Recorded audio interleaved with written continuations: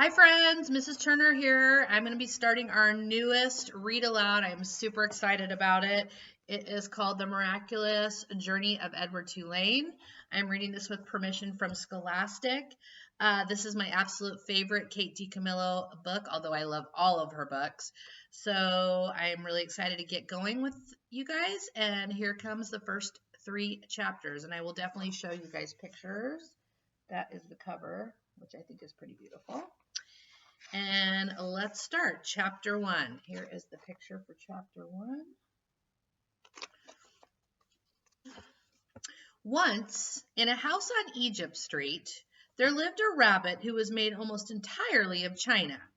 He had china arms and china legs, china paws and a china head, and a china torso and a china nose. His arms and legs were jointed and joined by wires so that his china elbows and china knees could be bent, giving him much freedom of movement. His ears were made of real rabbit fur, and beneath the fur there were strong, bendable wires, which allowed the ears to be arranged into poses that reflected the rabbit's mood. Jaunty, tired, full of anew. His tail, too, was made of real rabbit fur and was fluffy and soft and well-shaped. The rabbit's name was Edward Tulane, and he was tall. He measured almost 3 feet from the tip of his ears to the tip of his feet. His eyes were painted a penetrating and intelligent blue. In all, Edward Tulane felt himself to be an exceptional specimen. Only his whiskers gave him pause. They were long and elegant, as they should be, but they were of uncertain origin. Edward felt quite strongly that they were not the whiskers of a rabbit. Whom the whiskers had belonged to initially, what unsavory animal, was a question that Edward could not bear to consider for too long, and so he did not. He preferred, as a rule, not to think unpleasant thoughts. Edward's mistress was a 10-year-old, dark-haired girl named Abilene Tulane, who thought almost as highly of Edward as Edward thought of himself. Each morning after she dressed herself for school, Abilene dressed Edward. The china rabbit was in possession of an extraordinary wardrobe composed of handmade silk suits, custom shoes fashioned from the finest leather and designed specifically for his rabbit feet, and a wide array of hats equipped with holes so that they could easily fit over Edward's large and expressive ears. Each pair of well-cut pants had a small pocket for Edward's gold pocket watch. Abilene wound this watch for him each morning. "Now, Edward," she said to him after she was done winding the watch, "when the big hand is on the 12 and the little hand is on the 3, I will come home to you." She placed Edward on a chair in the dining room and positioned the chair so that Edward was looking out the window and could see the path that led up to the Tulane front door. Abilene balanced the watch on his left leg, she kissed the tips of his ears, and then she left, and Edward spent the day staring out at Egypt Street, listening to the tick of his watch and waiting. Of all the seasons of the year, the rabbit most preferred winter, for the sun set early then, and the dining room windows became dark, and Edward could see his own reflection in the glass. And what a reflection it was! What an elegant figure he cut! Edward never ceased to be amazed at his own fineness. In the evening, Edward sat at the dining room table with the other members of the Tulane family, Abilene, her mother and father, and Abilene's grandmother, who was called Pellegrina. True, Edward's ears barely cleared the tabletop, and true also he spent the duration of the meal staring straight ahead at nothing but the bright and blinding white of the tablecloth, but he was there, a rabbit at the table. Abilene's parents found it charming that Abilene considered Edward real, and that she sometimes requested that a phrase or a story be repeated because Edward had not heard it. "Papa," Abilene would say, "I'm afraid that Edward didn't catch that last bit." Abilene's father would then turn in the direction of Edward's ears and speak slowly, repeating what he had just said for the benefit of the china rabbit. Edward pretended, out of courtesy to Abilene, to listen, but in truth he was not very interested in what people had to say, and also he did not care for Abilene's parents and their condescending manner toward him. All adults, in fact, condescended to him. Only Abilene's grandmother spoke to him as Abilene did, as one equal to another. Pellegrina was very old. She had a large, sharp nose and bright black eyes that shone like dark stars. It was Pellegrina who was responsible for Edward's existence. It was she who had commissioned his making. She who had ordered his silk suits and his pocket watch, his jaunty hats and his bendable ears, his fine leather shoes and his jointed arms and legs, all from a master craftsman in her native France. It was Pellegrina who had given him as a gift to Abilene on her 7th birthday. And it was Pellegrina who came each night to tuck Abilene into her bed and Edward into his. Will you tell us a story, Pellegrina? Abilene asked her grandmother each night. Not tonight, lady, said Pellegrina. When? Asked Abilene. What night? Soon, said Pellegrina. Soon there will be a story. And then she turned off the light, and Edward and Abilene lay in the dark of the bedroom. I love you, Edward, Abilene said each night after Pellegrina had left. She said those words, and then she waited, almost as if she expected Edward to say something in return. Edward said nothing. He said nothing because, of course, he could not speak. He lay on his small bed next to Abilene's large one. He stared up at the ceiling and listened to the sound of her breath entering and leaving her body, knowing that soon she would be asleep. Because Edward's eyes were painted on and he could not close them, he was always awake. Sometimes, if Abilene put him into his bed on his side instead of on his back, he could see through the cracks in the curtains and out into the dark night. On clear nights, the stars shone, and their pinprick light comforted Edward in a way that he could not quite understand. Often, he stared out at the stars all night until the dark finally gave way to dawn. Here he is. Chapter 2. And in this manner Edward's days passed, one into another. Nothing remarkable happened. Oh, there was the occasional small domestic drama.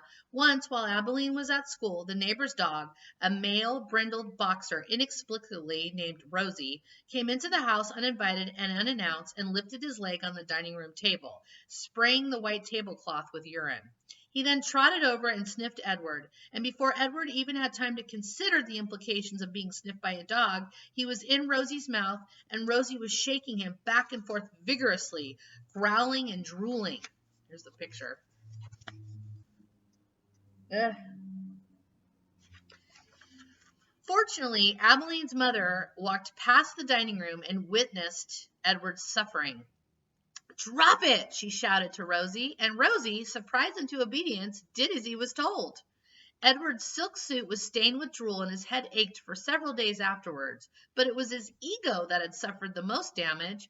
Abilene's mother had referred to him as it, and she was more outraged at the dog urine on her tablecloth than she was about the indignities that Edward had suffered at the jaws of Rosie. And then there was the time that a maid, new to the Tulane household and eager to impress her employers with her diligence, came upon Edward sitting on his chair in the dining room. What's this bunny doing here? She said out loud. Edward did not care at all for the word bunny. He found it derogatory in the extreme. The maid bent over him and looked into his eyes. She said. She stood back up. She put her hands on her hips. I reckon you're just like every other thing in this house, something needing to be cleaned and dusted. And so the maid vacuumed Edward Tulane. She sucked each of his long ears up in the vacuum cleaner hose. She pawed at his clothes and beat his tail. She dusted his face with brutality and efficiency, and in her zeal to clean him, she vacuumed Edward's gold pocket watch right off his lap. The watch went into the maw of the vacuum cleaner with a distressing clank that the maid didn't even seem to hear. When she was done, she put the dining room chair back at the table, and uncertain about exactly where Edward belonged, she finally decided to shove him in among the dolls on a shelf in Abilene's bedroom.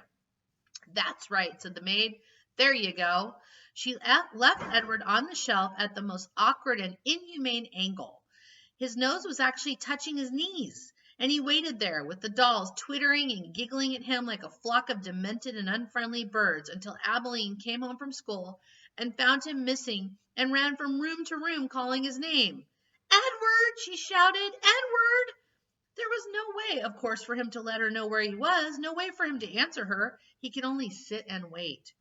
When Abilene found him, she held him close, so close that Edward could feel her heart beating, leaping almost out of her chest in its agitation. Edward, she said, oh, Edward, I love you. I never want you to be away from me. The rabbit, too, was experiencing a great emotion, but it was not love, it was annoyance that he had been so mightily inconvenienced. that he had been handled by the maid as cavalierly as an inanimate object, a serving bowl, say, or a teapot. The only satisfaction to be had from the whole affair was that the new maid was dismissed immediately. Edward's pocket watch was located later, deep within the bowels of the vacuum cleaner, dented but still in working condition, and it was returned to him by Abeline's father, who presented it with a mocking bow. Sir Edward, he said, your timepiece, I believe. The Rosie affair and the vacuum cleaner incident, those were the great dramas of Edward's life until the night of Abeline's 11th birthday, when at the dinner table, as the cake was being served, the ship was mentioned. Chapter 3. The picture. She is called the Queen Mary, said Abeline's father, and you and your mamma and I shall sail on her all the way to London. What about Pellegrina? Said Abeline. I will not go, said Pellegrina. I will stay. Edward, of course, was not listening. He found the talk around the dinner table excruciatingly dull. In fact, he made a point of not listening if he could help it. But then Abeline did something unusual, something that forced him to pay attention. As the talk about the ship continued, Abeline reached for Edward and took him from his chair and stood him up in her lap. And what about Edward? She said, her voice high and uncertain. What about him, darling? Said her mother. Will Edward be sailing on the Queen Mary with us? Well, of course, if you wish, although you are getting a little old for such things as China rabbits. Nonsense, said Abeline's Nonsense, said Abeline's father jovially. Who would protect Abeline if Edward was not there? From the vantage point of Abeline's lap, Edward could see the whole table spread out before him in a way he could never when he was seated in his own chair. He looked upon the glittering array of silverware and glasses and plates.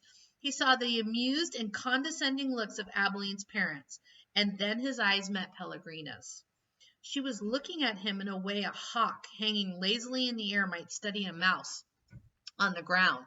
For her, perhaps the rabbit fur on Edward's ears and tail and the whiskers on his nose had some dim memory of being hunted, for a shiver went through him. Yes, said Pellegrina, without taking her eyes off Edward. Who would watch over Abeline if the rabbit was not there? That night, when Abeline asked if she did, as she did every night, if there would be a story, Pellegrina said, Tonight, lady, there will be a story. Abeline sat up in bed. I think that Edward needs to sit here with me, she said, so that he can hear the story too.